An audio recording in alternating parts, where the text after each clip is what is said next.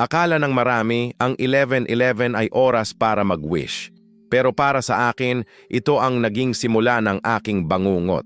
Nagsimula ito noong isang gabi. Saktong 11:11 PM nang biglang mamatay ang lahat ng ilaw sa bahay. Sa gitna ng dilim, narinig ko ang isang mahinang kalos sa labas ng aking pinto. Noong una, binaliwala ko lang ito. Pero gabi-gabi, sa tuwing papatak ang alas 11:11, may kung anong malamig na hangin ang dumadaan sa aking batok. Isang gabi, tiningnan ko ang digital clock ko. 11:11. Pagtingin ko sa salamin, nakita ko ang sarili kong nakangiti pero hindi ko iginagalaw ang aking labi. Unti-unting lumabas ang mga itim na daliri mula sa loob ng sarili kong lalamunan sa salamin.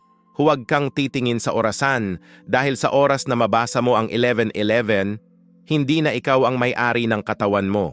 Katulad ko, ako na ang nagsasalita para sa kanya ngayon.